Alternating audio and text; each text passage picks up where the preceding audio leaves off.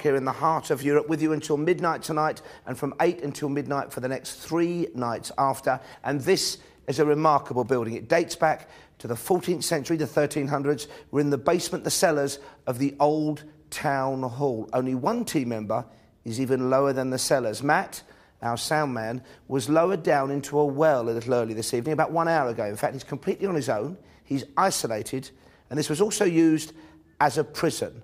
Not the most comfortable locations, but somewhere we hope rich in paranormal possibility, and Matt will be there later on to report for us exactly what he's seeing and sensing. So, good luck to him. He might well need it. Now, before the break, we heard about that horrific execution in 1621 of 27 noblemen, rebellious noblemen. That sparked the 30 Years' War. But there's more to execution than just decapitating people, chopping off their heads. Here with more about the brutal art of civic murder is author Steve Fielding.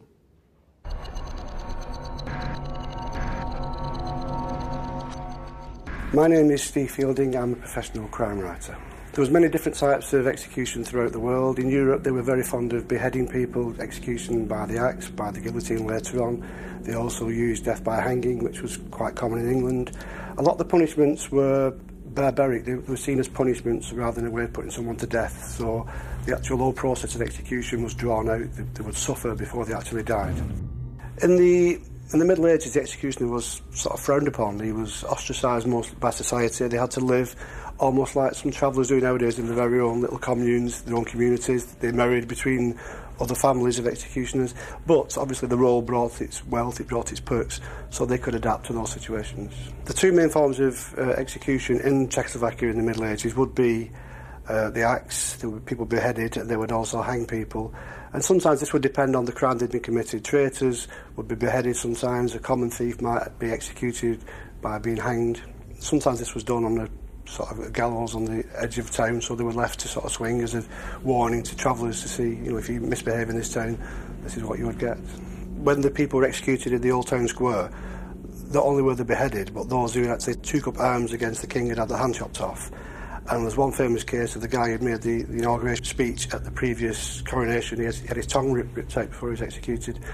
Well, Jan Miláš would have been, I suppose, a wealthy man for the time. He would have been well paid for his job, so he wouldn't have lived in any sort of poverty. He would have had quite a nice house. He had trained to be a doctor before he took the role as an executioner. So he went into it knowing what he was doing. He was educated, so he knew that he faced this disdain. It certainly had an effect on his wife, and after the 27 people were executed in the town square, she actually committed suicide later on because she was so traumatised by the fact that the whole of the town was against them. They were shunned by everyone, and she found that quite hard to bear, even though she came from a family of executioners. In parts of Europe, an execution day was a public holiday. The actual term gala comes from gallows day. People would throng to watch an execution. There was, certainly Great Britain in the 1800s, there was often a crowd of 100,000 people watching a public execution. Seeing someone put to death was, it was entertaining. So Prague, an amazing city with a blood-drenched history. Now, you're watching us on Living, but if you know anybody, friends, who love this show but don't normally see it because they don't get Living, you might want to call them right now, because at the top of the hour, we're also going to be on Virgin One. So let your friends know, and they can then get in touch with us via Julian Clegg and his interactive team. Julian. Thanks, Paul. And the thing that strikes me about Prague, apart from its extraordinary history and the buildings, is the number of tourists who are here at the moment. And if you've come to Prague, I want to hear your stories about the Old Town Hall and this city as well, so do get in touch. And this is our most interactive live show yet, because not only are we on the website, but you can Twitter us. The team are tweeting all evening, so get in touch that way, and our Facebook page as well. So we want to hear from you on that as well. Let's have some messages. Lily in Sussex. Hi, Lily. I feel the names Carmen and Amanda will be significant tonight. Good luck to all the team. Lots of good luck messages coming in, more in a moment. Frankie in Cambridge says, hi, guys. Be very careful tonight. Once again, I think Kath is going to be under pressure tonight. And, of course, with Kath's voice as well, it's going to be very interesting to hear what happens later on in the show. Charmaine. Hello, Charmaine in East Lynne, Hampshire. I wanted to ask you to give the team a thumbs up and a high five, please, Julian, for tonight. We're very excited. We're having a most haunted gathering watching the show. Let us know, by the way, if you're gathering to watch watch the show. And Joe in Woodchurch says, so excited about this live. Be careful out there, team. Prague is an amazing place. It certainly is. And lots of Facebook messages coming in, which we like.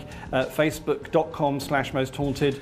Joanna Clark, Jeanette Harris has been on Facebook. Hi, Jeanette. Julie Crook, Lainey Gillen, James Robinson and Joan Oldham, just to mention a few. Keep in touch that way as well. More from Interactive to come.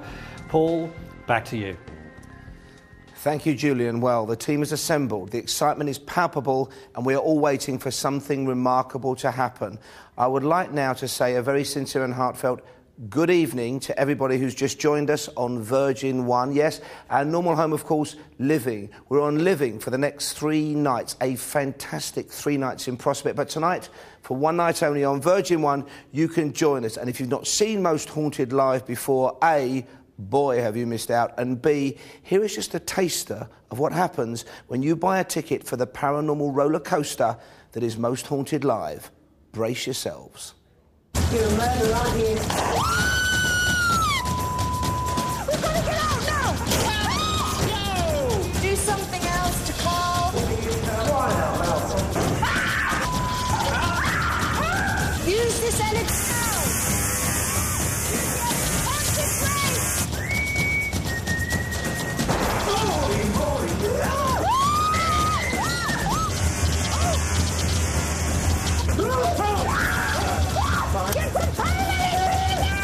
The proper mask on your face, all right? What do you mean there's any harm?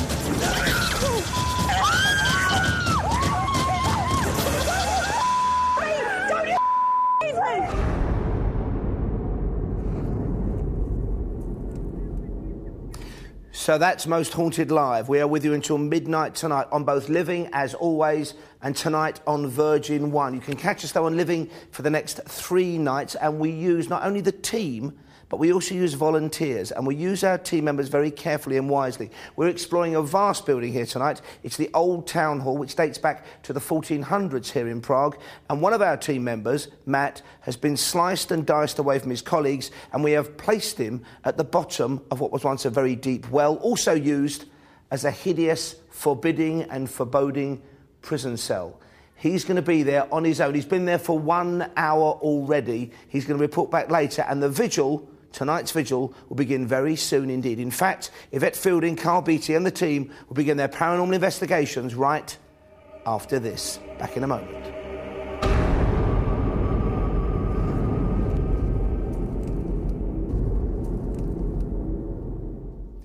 Welcome back to Most Haunted Live. This is Prague. This is the Old Town Hall, an amazing building that dates back to the 14th century, and our vigil is about to get underway within this building, within these walls. Yvette Fielding is leading the team, and she has tonight a very special guest indeed. Good luck, Yvette.